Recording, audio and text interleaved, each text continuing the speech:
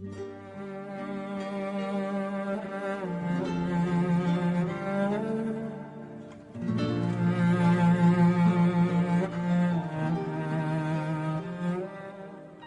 quiero continuar con las charlas que venimos teniendo sobre todo lo que ha sido la historia de las grandes civilizaciones griega, romana, cristiana en la Anatolia turca. Y hoy vamos a arrancar con un nuevo episodio que marca un rompimiento tajante con la historia anterior que hasta ahora hemos estado viendo de esta Anatolia turca, que va a dar paso ahora a la llegada de unos nuevos inmigrantes que van a venir de Siberia y de todo el oriente del Asia Central, de todas estas estepas del Asia Central, que van a ser tribus turcas, comparten la lengua turca, que van a ir descendiendo en oleadas para poco a poco irse asentando en toda la zona de la actual Turquía, de lo que era la antigua Anatolia turca, y que van a ir asentándose allí para conformar después, para conformar una nueva historia turca, esencialmente turca. Entonces aquí nosotros vemos un rompimiento total con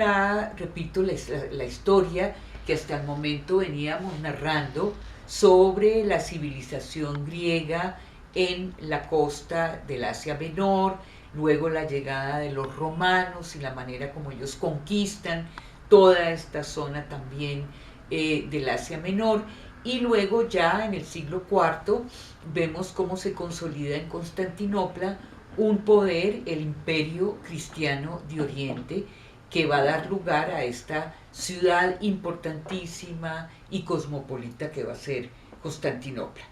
Pero entonces hoy nos vamos a centrar en estas tribus turcas que si queremos tener una referencia más o menos hacia el siglo V, cuando los hunos están invadiendo Europa, ¿sí? En esta misma época vamos viendo llegar la primera oleada de tribus que vienen de Siberia, ¿sí? Estas tribus van descendiendo por el oeste, van bajando, ¿sí? Y estas tribus que vienen de Siberia son tribus nómadas que están buscando tierras más fértiles, más verdes, y en esa medida pues toda su conquista se va a dar justamente en esta búsqueda. Entonces estos turcos que vienen de Siberia son como los primeros turcos orientales, que son los kirguisos, ¿sí? Las oleadas de turcos arrancan entonces en el siglo V, como vemos con los hunos y luego con los kirguisos, y ellos en la medida en que van llegando van empujando a tribus que ya estaban asentadas en todas las estepas del Asia Central, en lo que hoy viene a ser Uzbekistán, Kirguistán, Tayikistán, Kazajistán. Toda esta zona que era de tribus turcas van a empezar entonces a descender en esta primera oleada y van empezando a correr a otras tribus hacia abajo, hacia el lado de los Balcanes, entre ellos los ávaros, ¿sí? Ya en el siglo VI, ¿sí? Vamos viendo que aparecen un grupo que van a ser llamados los turucos, que van a ser después los turcos. Estos turucos aparecen más o menos a mediados del siglo VI, son pueblos nómadas también, que están dedicados a la metalurgia, y estos pueblos turucos van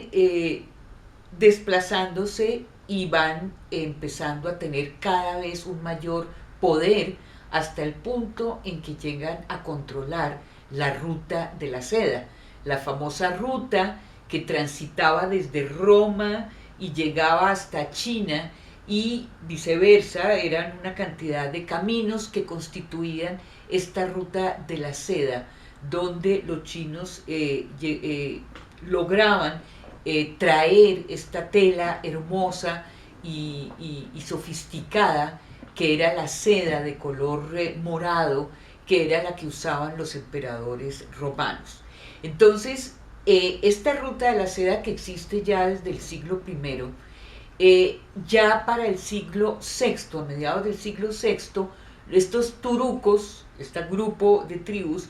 van a expandirse del norte del Tíbet hacia el mar Aral, y van a crear como el primer gran reino turco, y van a controlar lo que es la ruta de la seda, lo que les va a dar un gran poder económico y comercial, ¿sí? Entonces ahí vamos viendo cómo se va forjando como una serie de invasiones que vienen de estos pueblos seminómadas. Entonces estos pueblos en general tienen como un gobernante principal que viene a ser el Khan, en unos casos, o el Khajan, y unos gobernantes que son los Beys. Los Beys, controlan y organizan estas confederaciones tribales, que son confederaciones de tribus guerreras, donde los hombres eran excelentes jinetes, y eran excelentes guerreros. Vamos a ver que esta va a ser una de las razones posteriores, cuando los árabes entren hacia el siglo VII, cómo estos turcos van a ser esclavizados y van a ser muy apetecidos, digámoslo así, porque son guerreros extraordinarios. Entonces ya vemos que este empuje que tienen estas tribus va a estar contrarrestado, digamos, o va a enfrentarse con otros grupos que van a venir de Arabia y que van a ser los árabes, ¿sí? Ya entre el siglo V y VI nacerá en los desiertos de Arabia un pastor, ¿sí?, que cuidaba ovejas, y quien va a recibir un mensaje divino, ¿sí?, va a ser el profeta Mohammed, ¿sí? Este profeta va a recibir un llamado de Dios al sometimiento, a la sumisión, que va a ser el Islam, ¿sí? Entonces, los seguidores de este profeta, que es Mohammed, van a ser justamente los maometanos o los islámicos, en la medida en que Mohammed va a desarrollar una nueva religión, ¿sí?, la religión islámica. Y estos seguidores, estos maometanos que están en Arabia, van a empezar a expandirse también hacia el siglo VII, y esencialmente la expansión del Islam se va a dar a lo largo de todo el siglo VII, y salen de Arabia Saudita, van a coger Asia, Siria, todo lo que es Siria, Jerusalén, Jordania, el Líbano hoy en día, toman hacia este lado donde estaba el imperio cristiano de Oriente, ¿sí? Y se van expandiendo, y van expandiéndose hacia el otro lado, es decir, hacia Persia, hacia Mesopotamia, el actual Irak, Persia, el actual Irán, y van a irse consolidando y en toda esta zona. O sea que ya cuando entremos a principios del siglo VIII, que se ha consolidado ya un